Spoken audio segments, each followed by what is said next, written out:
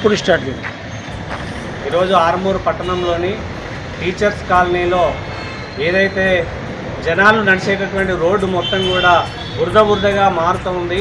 దీన్ని BT road వేయాలని చెప్పేసి అనేక సార్లు చెప్పినప్పటికీ రోడ్డు శాంక్షన్ అయిందని చెప్పేసి అధికారులు చెప్పినా ఇప్పటికీ అక్కడ రోడ్డు వేసినటువంటి పరిస్థితి లేదు. అదే మాదిరిగా అక్కడ పక్కన ఉన్నటువంటి వారు మొత్తం కూడా పట్టించుకున్నటువంటి పరిస్థితి ఉంది. నీళ్లు మొత్తం కూడా రోడ్డు మీదకి వచ్చేసి ప్రజలందరూ కూడా అక్కడ రాజారాం నగర్ కానీ డిపెండెంట్ స్కూల్ సైడ్ కానీ ఆ కాలనీలో ఉన్నటువంటి ప్రజలు పోవడానికి రావడానికి అనేక తీవ్రమైన ఇబ్బందులు పడుతూ ఉన్నారు. వర్షం పడిందనంటే మొత్తం కూడా బురదగా నడవలేనటువంటి పరిస్థితి ఉంది. దీన్ని మార్చాలని చెప్పేసి అక్కడ వెంటనే మొరం పోసి బీటీ రోడ్డు వేయాలని చెప్పేసి ఏదైతే శాంక్షన్ అయినటువంటి రోడ్డు ఉందో దాన్ని వెంటనే వేయాలని చెప్పేసి ఈరోజు సిపిఎం పార్టీగా ఆర్మూర్ మున్సిపల్ కమిషనర్కి వినతిపత్రం ఇవ్వడం జరిగింది. ఒకవేళ పరిష్కారం చేయకపోతే కాలనీ వాసులతోటి రేపు పొద్దున పెద్ద ఎత్తున ఆందోళన నిర్వహిస్తామని చెప్పేసి సిపిఎం పార్టీగా హెచ్చరిస్తా ఉన్నాం.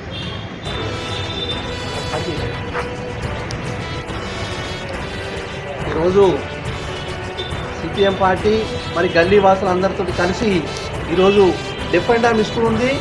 టీచర్ కాలనీ ఆనుకొని 10వ వార్డు 28వ వార్డు 2 వార్డులు కంబైన్డ్గా ఉన్నాయి. ఆ కంబైన్డ్గా ఉన్న వార్డులన్నా దాదాపుగా ఒకటి కార్పొరేట్ స్కూలు, క్షేత్రీయ స్కూల్ ఉన్నది, డిఫరెంట్ డ్యామ్ స్కూల్ ఉన్నది. మరి అందులో ఎస్సీ ఎస్టీ బీసీ మైనార్టీ వాళ్ళ పిల్లలు చదువుకుంటారు.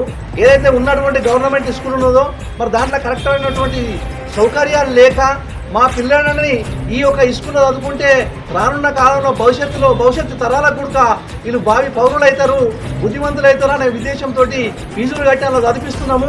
కానీ అక్కడ ఉన్నటువంటి లేఅవుట్ లేని ప్లాట్లకు కూడా మున్సిపల్ కమిషనర్ గారు కానీ మున్సిపల్ అధికారులు కానీ ఇవాళ ఏమి ఇచ్చిందంటే పర్మిషన్లు ఇచ్చి అవన్నీ కట్టించి రోడ్లు వేయలేరు, డ్రైనేజ్ వేయలేరు. మరి అట్లాగే వాళ్ళు సెప్టిక్ ట్యాంకులు వదిలిన నీళ్లు, స్నానాలు చేసిన నీళ్లు ఈ రోడ్డు పొంటి వస్తున్నాయి. మొన్న అందరు కలిసి గడబడ చేస్తే నామకే అవస్థంగా ఒక జేసీబీ పెట్టి అది ప్రొక్లేన్ పెట్టి మా మాత్రము కాలువ కొట్టడం జరిగింది.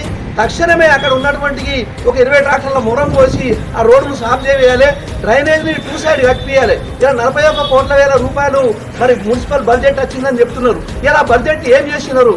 ఇలా పాలకులు మారినరు, మరి అట్లనే పరిపాలన మారింది. ఇలా టీఆర్ఎస్ ప్రభుత్వం పోయి కాంగ్రెస్ ప్రజా పరిపాలన వచ్చింది. ఈ కాంగ్రెస్ పరిపాలన కూడా ఇలా కనీసం వార్డులలో పట్టించుకున్నటువంటి పాపన పోలేదు. మరి ఇంకెవరికి చేస్తారు మీరు? ఇప్పటికీ 2 సంవత్సరాలు అయిపోతున్నది. ఇలా అదే 10వ వార్డు ఉండే గతంలో ఆ గల్లీ నుంచి కూడా ఒక చైర్మన్ అయిండు. చైర్మన్ త్రివేణి గంగాధర్ అయిండు. త్రివేణి గంగాధర్ తర్వాత రమాకాంత్ టీఆర్ఎస్ అయిండు. టీఆర్ఎస్ తర్వాత కొంత మురళి సార్ అని మన బీజేపీ నుంచి ఎలక్ట్ అయ్యారు. కనీసం ఆ రోడ్డును ఇప్పటి వరకు కూడా పట్టించుకున్న లేరు. ఏదైతే స్వాతంత్రం వచ్చి 70 సంవత్సరాలు అయిపోతున్నది, ఆ స్వాతంత్రం కంటే మొదలు ఎట్లుందో రోడ్డు ఇప్పుడు కూడా అదే పరిస్థితి ఉంది.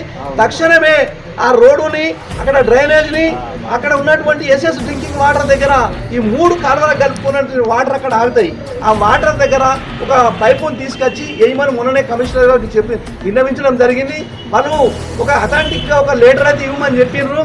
మీరు లెటర్ ఇస్తే మేము టౌన్ ప్లానింగ్ ఆఫీసర్ని, అట్లాగే కమిషనర్ గారిని, మరి అట్లాగే సైనిక్ ఇన్స్పెక్టర్ గారిని, మరి ఆ వార్డు ఉన్నటువంటి ఇన్ఛార్జ్ ఆఫీసర్ గారికి మాకు అడగడానికి వీలుంటుందని చెప్పిర్రు. ఇలా లెటర్ ఇచ్చినాము. అది కనుక తీయకపోతే అక్కడ 4-5 కుల సంఘాలు ఉంటాయి. ఆ కుల సంఘాలు అందరూ మమేకం చేసి మరి పెద్ద ఎత్తున ఆ రోడ్డు పోసేంత వరకు ఇక్కడ ధర్నా కార్యక్రమం చేస్తామని సిపిఎం పార్టీగా మున్సిపల్ అధికారులకు విజ్ఞప్తి చేస్తున్నాం.